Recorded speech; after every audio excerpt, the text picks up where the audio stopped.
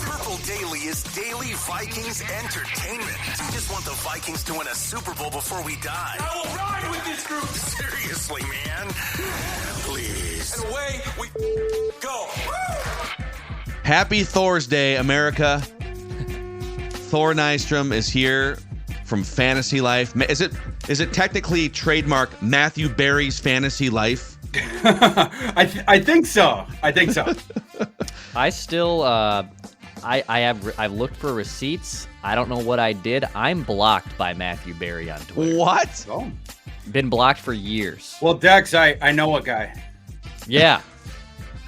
I don't know what I hey, did. boss. Ask Matthew what I did. I quit playing traditional fantasy football in like 2015. Did he see my ESPN account at the time get deactivated? I know at the time he was with ESPN. You probably got drunk and clapped Matthew Berry I didn't, dude, about. There's no receipt. I went back and looked. There's zero receipt of me adding him, about me saying crap about him. I don't know what I did. We'll get to the bottom you're of muted, this, by Dex. the way. There will be an investigation. You don't want to be unblocked now because it's a source of pride. Like, if he unblocks you, the story's gone. Well, he blocked me for a while. You're blocked currently. Always stay blocked. It's much more of a story that way. Yeah, Sam Ponder blocked me 10 years ago for reasons I am not sure, and then ESPN blocked her last week. KO. So karma, I guess. Wow. She'll be fine, by the way. She'll be fine. She's very well off. Anyways, all right, Judd, for people that want their deck to be more well off before we talk some Vikings with Thor, where should they turn to? Only one place, and that, of course, is Ugly Deck, which is on a mission to rid the world of ugly decks. If you're watching this right now, you're looking at all of those gorgeous decks, and guess what? You can join the club for fall with a gorgeous deck. Book a free deck estimate this month. Get 3 free footings included. If your deck just needs a facelift, go get up to $1,000 off installation or a DIY deck package for the DIYer. Ugly Deck can install your footings in Ledger and save you from that mess and frustration on the hardest part of building a deck. If you want the top carpenters, like Sports Dad would, in maintenance-free decks to build your entire deck. They build year-round, so book a free estimate today for a new deck this year. Uglydeck.com. Again, it's getting to be fall. It's the best time of year to sit on your deck, perhaps enjoy a beverage. If you're Thorsky, you're enjoying a beverage and a lot of college football on your deck. Uglydeck.com is where you start, by the way, free estimate. Yeah. So I want to run a theory by you. As I was driving around the Midwest yesterday, stopping at every quick trip imaginable in western Wisconsin and the border of Minnesota, I was thinking about the Vikings, thinking about the season here. And it feels like a lot of fans are kind of just throwing their hands up here, 6.5 over under. But here's my theory. If you give a good NFL coach even a halfway decent roster, good NFL coaches can take a team to 8 or 9 wins year after year after year with adverse circumstances. And so this is what's really interesting about the 2024 season. I think it is a major referendum on Kevin O'Connell. This is not a garbage Carolina Panthers roster. It's not a Super Bowl roster either, but there's a lot of talent across the board. And if you look at last year, for instance, in the NFL, Kevin Stefanski won 11 games with Joe Flacco, Dorian Thompson-Robinson, and PJ Walker playing quarterback for like 3/4 of the season. Mike Tomlin has never had a below 500 season. He won 10 games last year with Kenny Pickett, Mason Rudolph, and Mitch Trubisky playing quarterback. The Seahawks with Pete Carroll in his early 70s, back-to-back years with 9 wins each season with Geno Smith at quarterback. Shane Steichen comes over and wins 9 games in Indianapolis with Gardner Minshew and like 3 games of rookie inaccurate Anthony Richardson. And I'll even take it back to Vikings coaches. Mike Zimmer won 13 games with Case Keenum, closing his eyes and just slinging the ball wherever he wanted to. And Judd's guy Brad Childress once won 10 games with Tavares Jackson and Gus Frerotte. So my point here is the Vikings have a pretty solid roster minimum, maybe even better than pretty solid. And if Kevin O'Connell is the coach that we think he might be, this should not be a 6-win season. Like, to me, the referendum here is, can you get this team to 9 wins and maybe a wild card spot like a lot of other guys around the NFL are doing with not very good quarterbacks? For sure. I think in a sense this is a referendum year just in terms of seeing what his strengths and weaknesses are and trying to cobble it together without the standout quarterback like you mentioned. He's known as the quarterback whisperer, and so I think the most interesting thing this year will be to see what sort of season can you coax out of Sam Darnold. We talked a lot about how the rest of the offensive pieces are very, very strong. So if O'Connell is the play caller that we think he is, even if, Darnold underachieving in the past without the good supporting cast, he should be able to get elevated by Kevin O'Connell this year. But for me, it's not you have to make playoffs or bust or anything like that because of the scenario that he's coaching under, which is those other teams that you mentioned that got to the double-digit wins with the worst quarterbacks. They had a far better cap situation, and therefore that season. So therefore they had much better talent. The rest of the roster with this team, it's depth and it's the defense. I think that will undermine stuff, but I think certainly you can glean a lot about O'Connell based on the performance of Sam Darnold this year. I think the most interesting team that you brought up, Phil, the parallel is a little bit of the 2023 Browns, because, I do expect they're not going to be shut down, but I do expect that the Flores defense is going to be better than the experts think. Now, the Browns, of course, with Jim Schwartz a year ago, had a lights out. Like, that team was driven by defense, which is funny because the Stefanski thing there, and he's obviously an offensive guy, is sort of comparable to the Billick thing in Baltimore, where he was known as an offensive genius, went to Baltimore and won a Super Bowl with defense. So, but I really do think that a lot of this will hinge on the defense and what Flores can do here. And if he can get just let's say he gets a good season from Darnold, it doesn't have to be great, but let's say he gets a good season, then I think the 10-win threshold is probably reachable. But that to me remains the question. Like, what can you get? And the one thing that is a referendum for sure offensively is what's your run game going to look like? Because the option of abandoning the run, in my opinion, is now gone. Like, you don't have it. Well, it's not working. Screw it. Let's just air it out. You have to have a run game consistently. And I think if you abandon it, it's going to be very detrimental to your record. I totally agree with that. Maybe I'm making a mistake, but I'm just assuming the running game is going to be way, way better, certainly than it was the last couple of years, certainly last year. Between the really good offensive line that the Vikings are working with, the run blocking should be a lot better there. And I think Aaron Jones is headed for a big season here. And yes, that's something to watch for because the Vikings haven't run the ball at the best with O'Connell at head coach. This team, the constitution of it changes a bit where you should be led a little bit more by that run game, because not only will you get efficiency out of that, you get closer to the sticks, easier looks for Darnold when you get him back there, but it also sets up the play action passing game. Early in games before the game scripts have flipped, my biggest thing would be not only, in general, can we get Sam Darnold the most advantageous looks, but also how do we inoculate that guy from pressure? Right. That has been his problem, Sam Darnold in the NFL. It's not that he lacks physical ability. He has tremendous physical ability. It's that his game craters when he is under duress. So what can we do from an offensive schematic standpoint to make sure that he is not under duress? The running game is going to help a lot with that. Certainly the offensive line will help a lot with that. Then it's going to be situational stuff. Are there plays where we keep in a tight end to block? Are we going to get CJ Ham a little bit out there a little bit more for the pass blocking to help out, give an extra guy, et cetera, et cetera. But yeah, the play calling and sort of the sequencing of that, it helps out a lot as well. So the defense can't just pin their ears back. We don't talk a lot about that in terms of play calling in the NFL, but it's the same concept when with Major League Baseball pitchers. When they talk about the sequencing of their pitches and how you set a guy up to think that this pitch is coming, but now this other pitch is coming, et cetera. That is something to keep a close eye on this year in terms of the play calling of Kevin O'Connell. I almost throw the Jets years out for Darnold. Young, train wreck coaching staffs and weapons. So just looking at Carolina, those 2 years he was in Carolina, it's pretty incredible the disparity between his numbers when kept clean versus under pressure, to Thor's point. And this is where Kevin O'Connell has to plug in. And he elevated Kirk in a lot of situations where maybe it was actual pressure by the defense, or maybe it was like close game pressure need you to make these types of throws. Can he do the same thing for Darnold? But 2021 with the Panthers, when kept clean, Sam Darnold had a PFF grade of 72 versus under pressure 33.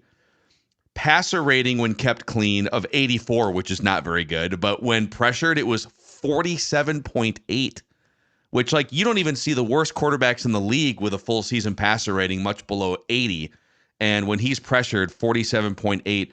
2022, pretty similar story with Carolina. When kept clean, Sam Darnold's PFF grade was 80.6 versus 50.4 when pressured, and passer rating over 100 when kept clean, below 75 when under pressure. So that is the thing to watch to what Thor is talking about. Yeah, and it's understanding the strengths and the weaknesses of the player, something that I don't think it's arguable. The first two staffs that Darnold played under when he was expected to be the starter did not, right? Like, it was that inverse of the thing we talked about last week of those coaches wanted Darnold to be this franchise quarterback that was elevating what were very poor supporting casts around him at that time. I don't think it's not that I don't think. We know that that's not viable anymore. I think the destiny is Sam Darnold. If he is to work out in the NFL, people bring up, oh, he could be the Baker Mayfield this year. He could be the Geno Smith, like the post-hype sleeper that gets a shot and then he runs with it. I think that is under the auspices of the idea of a game manager. Now, a game manager that has more arm talent and a little bit more athleticism than maybe some of those nuts and bolts guys, like a Case Keenum. Sam Darnold certainly is more physically gifted than that. But how do we put him in the best situations to allow that supporting cast to pull up Sam Darnold? The only thing we don't want with Darnold, killing drives with stupid sacks and then flipping the field with stupid decisions. And again, both those two things, you see those crop up with Darnold when he's under duress.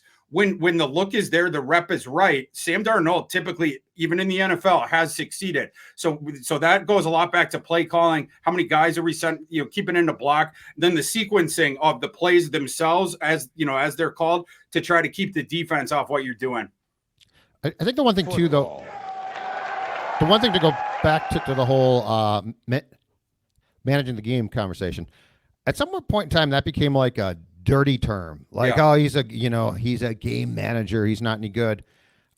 If you can do that successfully in this league, you can play for a long time. And I've never seen the crime there. Like are you an elite upper echelon National Football League QB? No, there aren't a lot. That's the whole point of this exercise, right?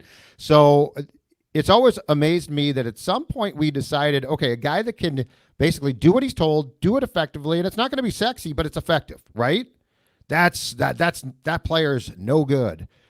I disagree. Like, to me, if Sam Darnold can prove I can be a game manager, an effective one, and to Thor's point, with arm talent, that's how I think you get yourself a 3-year contract. And I'm not saying it's a huge contract. I'm not saying he's going to break the bank, but I am saying that I think if we come away from the 2024 season and the observation of Darnold is exactly that, I think he sticks somewhere. And I think that he probably has a nice career. He might bounce around, but we've just somehow gotten it to be you're either really, really good or you really, really suck. And we don't allow for this threshold of if you can work with O'Connell, you can really make your bones.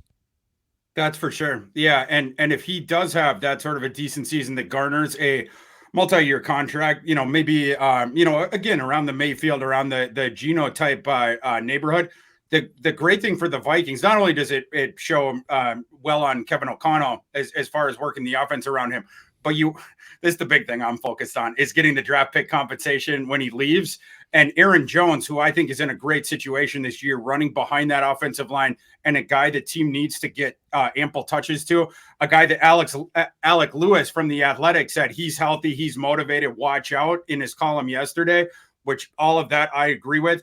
If Aaron Jones plays well this season, I think when he leaves this coming off season, you can potentially get a comp pick back as well. So some things to look for those veterans just outside the isolation of this season.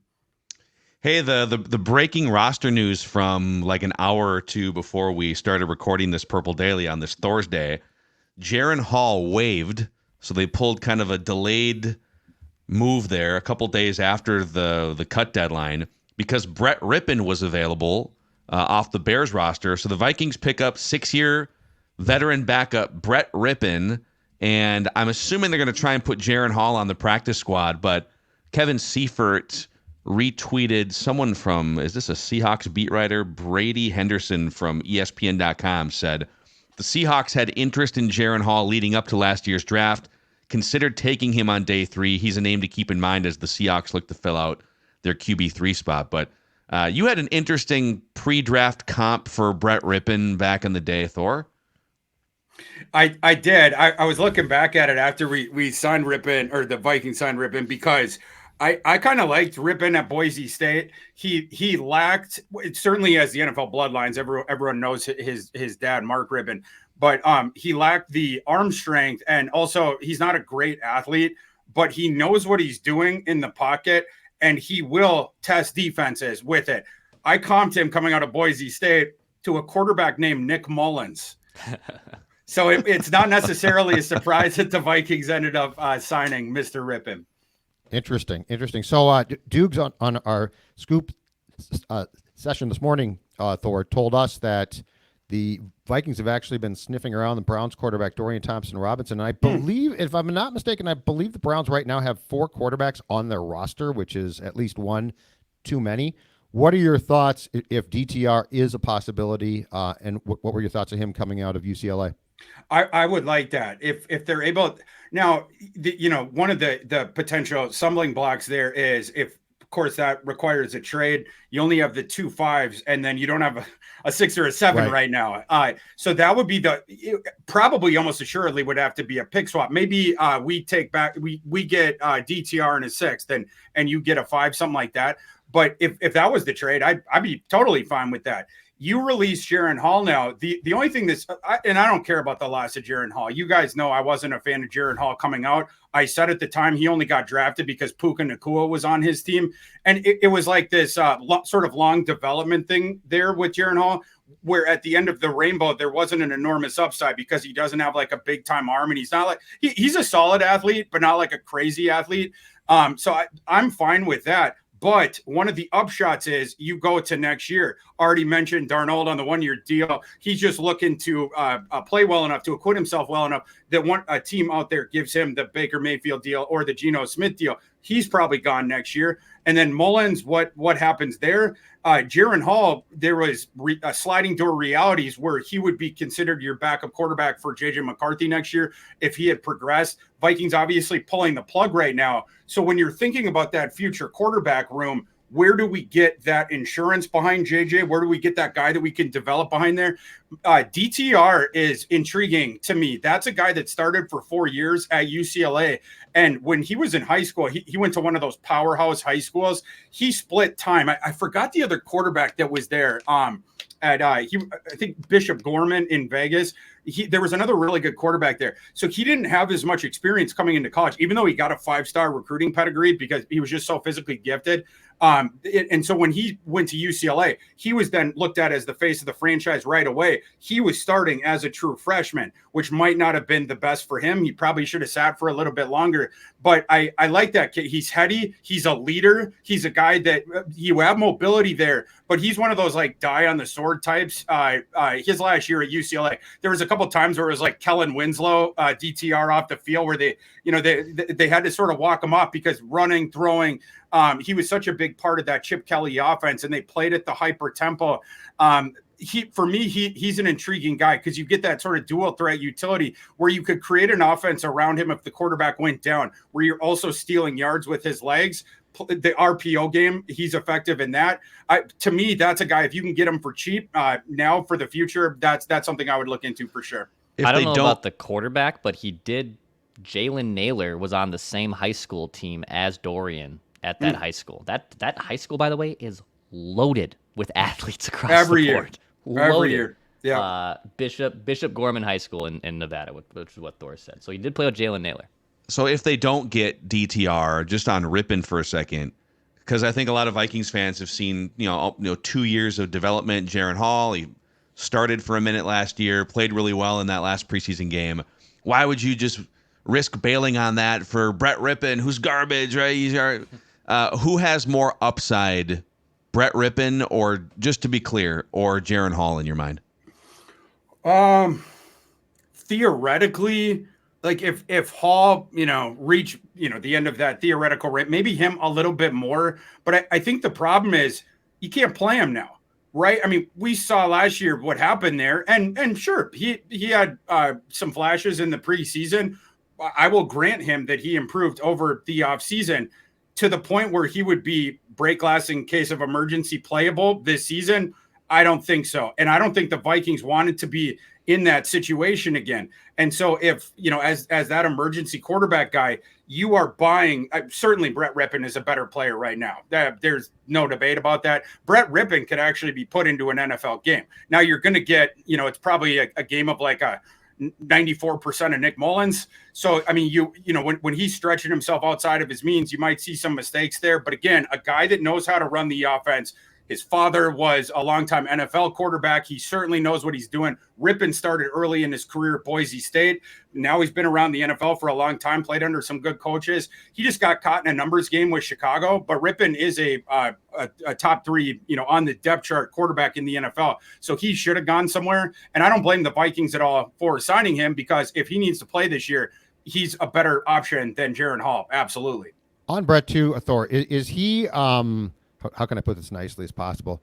Is he a more consistent QB than Nick is? Because I do think that the one thing with Nick that drives O'Connell absolutely up the wall is the Farvinian attempts at passes, which are far from far. But I mean, he's got that, gunslinger mentality. Is Rypien a guy that at some point in time could surpass Nick on the depth chart based on playing style? Because I think last year, as much as Nick loved to air the ball out, I don't think that's necessarily in O'Connell's DNA to take all the chances that Nick Mullins did. Yeah, Nick Mullins kind of plays the sport like the way that I play Grand Theft Auto, where it's just YOLO and doing whatever I want. Get to the 5 stars of running away from Exactly. And you know what I don't do when I play Grand Theft Auto? I don't follow their game script. I don't do like, here's the goal and you do that. I'm just running around doing whatever I want. That sort of Mullins, which also it leads to some good plays. Of course, there was a game last year where he threw for the 400 yards, but with the turnovers, Rypien is like that, but not quite as YOLO, right? Like maybe he's playing Grand Theft Auto and actually following the story of the game, and maybe meandering around, and it's not a direct line to finish your goal, but at least he has it in his mind. And that's probably again because his father played in the NFL and the coach having to play early on at Boise State, where he doesn't let him quite become untethered from the earth like Nick Mullins sometimes does, the way that he plays. But it's a similar sort of thing where it's a guy who doesn't have an enormous arm, who has the guts to test the defense, who has the guts to throw the ball downfield, even without that howitzer, which it can go the other way sometimes. But I don't think he's quite as turnover prone, but you're not going to get quite the amount of big plays in conjunction with that. We want to ask you about some of the UDFA defensive players that the Vikings kept on their 53-man roster. And then we will debut a new weekly segment here, Thor's college football junkie thing to watch this weekend from a Vikings fan perspective. But first, Underdog Fantasy is back on Purple Daily Dex for another football season. We're super pumped. Yeah, super pumped to have Underdog Fantasy back. I would love to see all those great pick'em options you guys are having for the upcoming season. Of course, fantasy football, you can do dailies, you can do weeklies that come up. Underdog Fantasy, the easiest way to play fantasy sports. When you visit UnderdogFantasy.com or use their app in the App Store, new users with the promo code SCORE will receive a 50% deposit match up to $1,000 and to claim your special pick. So use promo code SCORE. Send me all of those options you guys have for coming up for week 1. We'll love to show them on Purple Daily. Shout out to Underdog Fantasy for being back here on Purple Daily. Hey, old Macadac found himself a new dentist a couple weeks ago. It was very unsettling. My wife and I were out in Seattle for a couple of years, and I thought I was just going to jump right back in with my old dentist who retired at some point in the last couple of years. I was dentistless until some friends and coworkers recommended Park Dental.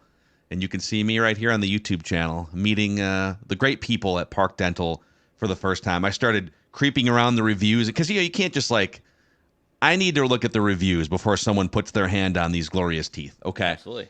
And the reviews were pretty incredible on the internet. People saying they would never possibly think about going to see another dentist. Just the cleanliness and the state-of-the-art nature of the building and the facility. 50-plus years Park Dental has been caring for and cleaning teeth in Minnesota and western Wisconsin. You can schedule your checkup at parkdental.com. Parkdental.com. So, Thor, Levi Drake Rodriguez makes the team. Well, he was a 7th-round pick. I guess I put him in the UDFA, but 7th-rounders, UDFAs, they're all kind of, Taki Taimani.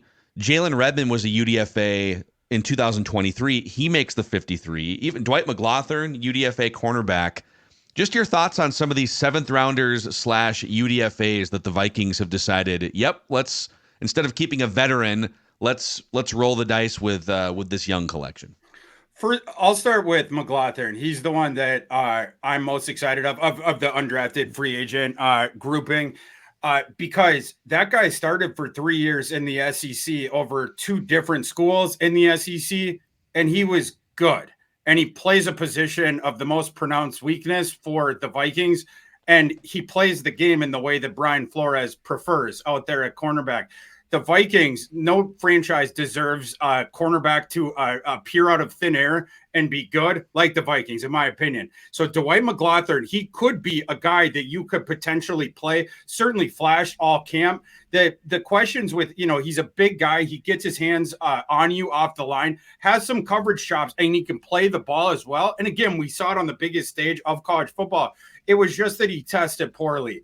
But, when you switch the metrics from his on-field testing, the acceleration, the deceleration, the max speed, etc., when you switch it to that from the in shorts in Indianapolis, jumping up like a pogo stick and running the 40-yard dash, that's when he goes from being a decidedly below average athlete to a decidedly above average athlete. He plays far more athletic than he tested. So the reason that he got knocked out of the draft, you could argue that it was for specious reasons, that being number one. Then number two, he was having a fabulous season last year until he was beset with what the rest of the Arkansas roster was at the time, which is this injury plague. And so his last season, it got chomped into, but he was playing tremendous before that.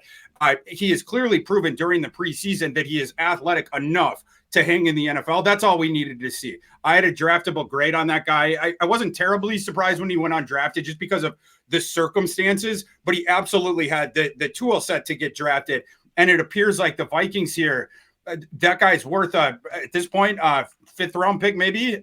So you've sort of generated equity and value out of thin air by signing McLaughlin. That was a very good UDFA pull there by Kwesi and his administration. Along the lines of what they've done in the past. They've been dominating the UDFAs. As far as Levi Drake Rodriguez, the 7th rounder, hands up, I was too low on him coming in this year. I had him at, I look back, 333 overall. I comped him to Vincent Taylor, 6'2", 300 pounds, 61 percentile athlete at the pre-draft process. His tape was just the wild man stuff. He would win the reps right away at Commerce because of that thing that we were talking about with that explosive first step. And then he just sort of throws the kitchen sink at you right away. And for that level, he was a tremendous athlete, obviously at that size. My concern with him was I didn't see as much of the other stuff after the initial winning the rep. Of course, he plays with his hair on fire. So once he got in the backfield, he would go hunting and it would be fun and everything.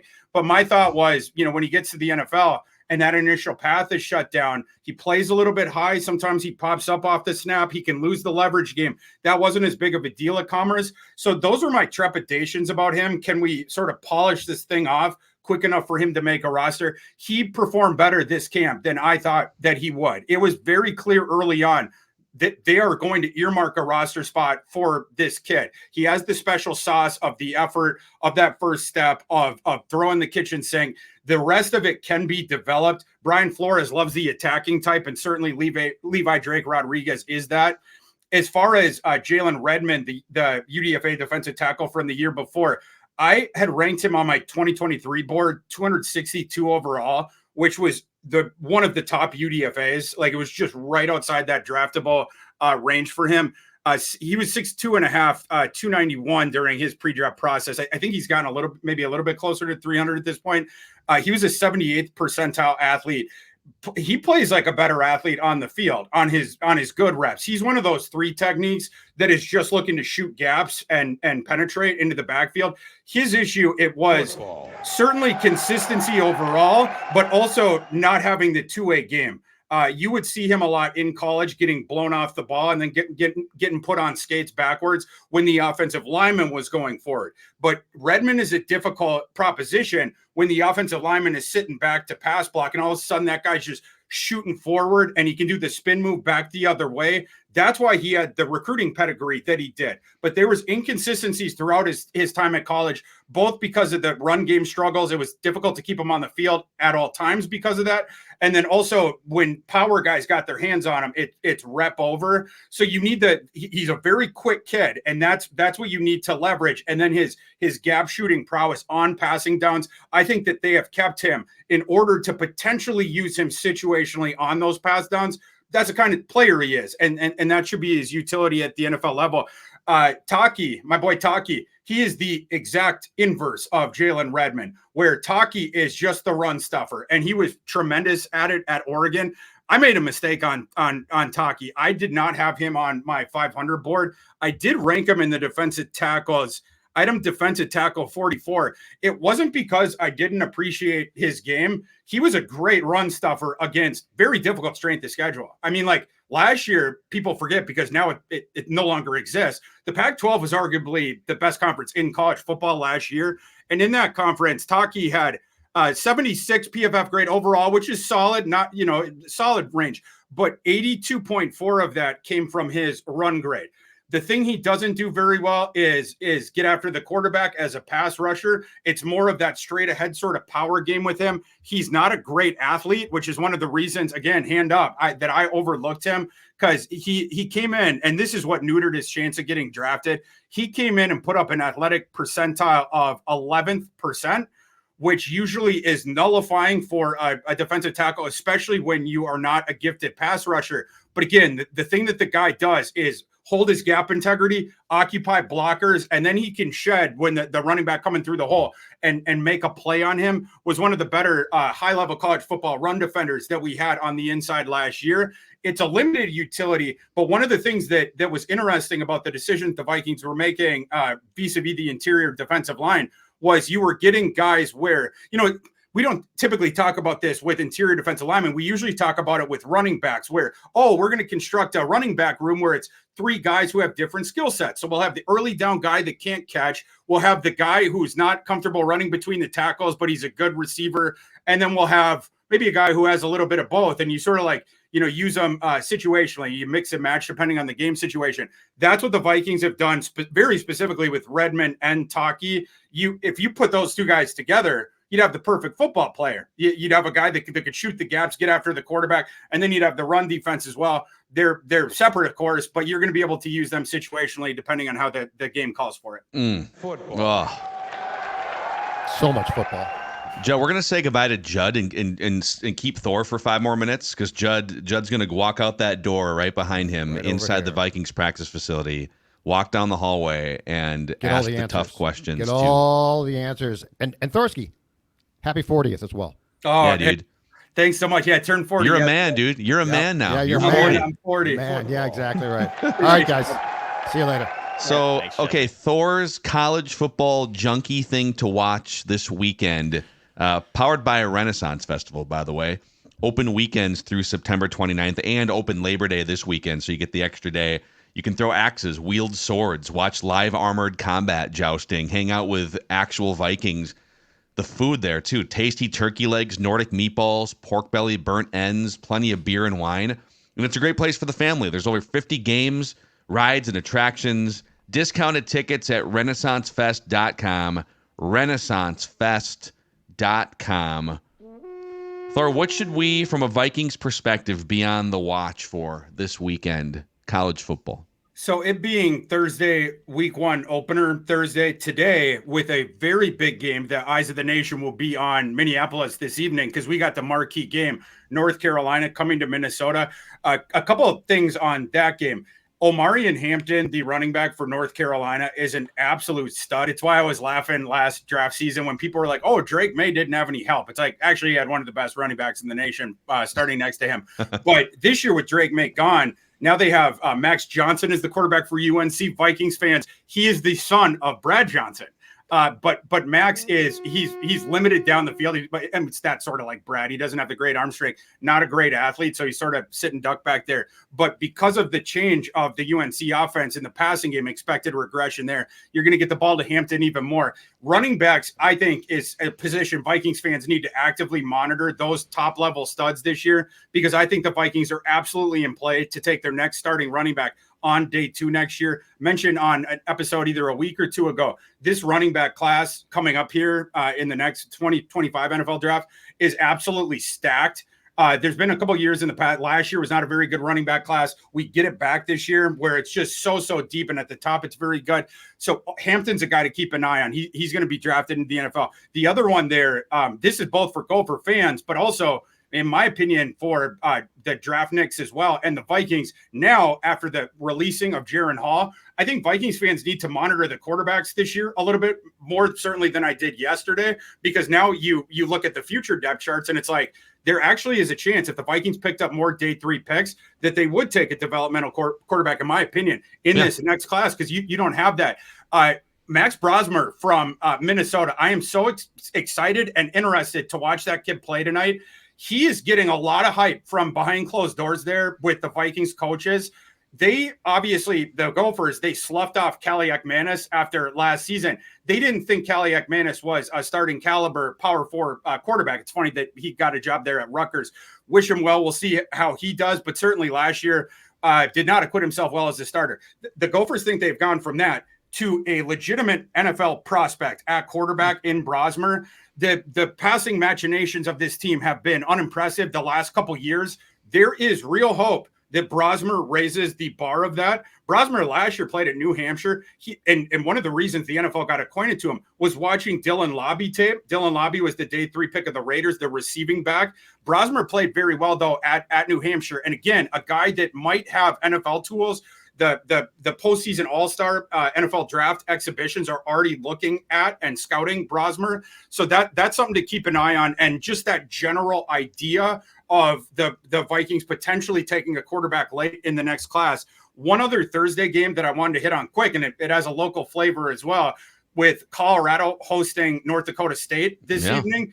That's a very interesting game, and people go both ways with it. Right now, Colorado, I think, is -9.5, -10. It's sort of toggling between those two. I think Colorado is going to cover. We'll see. We'll see if I end up being right on that. But I told Vikings, I've been beating this drum our first few episodes. I think the perfect fit for the Vikings in the next class, if you were picking in the top 10, is Travis Hunter from Colorado, because he solves the CB1 job, and he also gives you wide receiver 3 situationally when you want to go from your regular 12 personnel to taking the tight end off, the other tight end off the field, then going to 3 receivers. Now you got 3 dangerous ones if you have Hunter there as well. This is his first game. Interested to see how much they use him as a receiver. Is it going to be full time? Colorado goes 4 deep at wide receiver now. Maybe they can keep Hunter off the field for a little bit more offensive snaps so he doesn't get gassed later on in games. But the NFL, you're not going to see him on the field both ways at all times, but you absolutely will see him full-time on defense and partial time on offense situationally. I think Mr. O'Connell, our play caller, would have all sorts of fun figuring out ways to get Hunter on the field on offense and different stuff he could do with the offense. So Vikings fans need to keep an eye on him.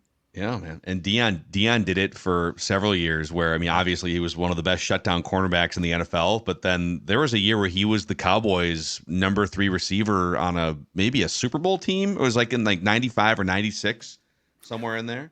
For sure. So, we have precedence on this, not only by Coach Prime himself, and Coach Prime has been like a father figure to Hunter. Is one of the reasons that the most shocking moment in college football signing day history, when Travis Hunter flipped from Florida State, interestingly enough, Deion Sanders' alma mater, to Jackson State, was the first time a number 1 overall recruiter, even a top 100 recruit, I think, had signed with FCS program just coming out of high school. So yeah, definitely a good mentor. But we've had the Champ Baileys, we've had the Charles Woodsons. Certainly for caliber of athlete like that we're talking about, that is the phylum that Travis Hunter exists in. And what I think is so cool about his defensive game, he not only, he has the size for it and he's a tremendous athlete, but it's the ball skills. He gets his hands on so many balls and he knows how to play the ball, of course. That's the skill you see manifest on offense. But that's a guy that projects to be a field flipper on defense and then also add juice to your offense. This is an interesting game against North Dakota State. North Dakota State can aim into Colorado's weaknesses in the trenches, try to bully ball them on the ground, shorten the game. Colorado, of course, is going to try to get up there on the high wire and say, North Dakota State, do you have four cornerbacks, three quality cornerbacks that are capable of covering our passing game? And can you also get after Shadir Sanders in conjunction with that, without keeping enough coverage resources back? Yeah. Love it, man. We're back, baby. It's football season. It's Thor's Day. We made it. That's Thor's college football junkie things to watch this weekend with a Vikings fan perspective, man. Thor, we love having you on every week. Thor Nystrom from Matthew Berry's Fantasy Life. Great platform if you're looking for tools for your fantasy drafts here in the next week or so. And Awesome, and Phil, Thor. one last thing, if anyone out there, if you'd like to dabble in college football betting on the side, live show on the Fantasy Life YouTube channel this week starts at 9 a.m. Central. We're hour and a half. We bet the board. We go through all the big games, the player props, everything. So if that's something that you're into, check us out on the Fantasy Life YouTube channel on Saturday morning, 9 o'clock. And all of Thor's work winds up funneling through his Twitter/X account at ThorKU. So great stuff, dude. We will catch you again next Thursday. Happy 40th. You're a man. You're 40. Appreciate it, boys. I'm a man. I'm 40. Enjoy your weekend, and we'll see if the sports dad has any information for us here, too. We may do a bonus episode if there's news out of this press conference. Otherwise, we'll see you guys for a Feedback Friday here on Purple Daily Vikings Entertainment. We just want the Vikings to win a Super Bowl before we die.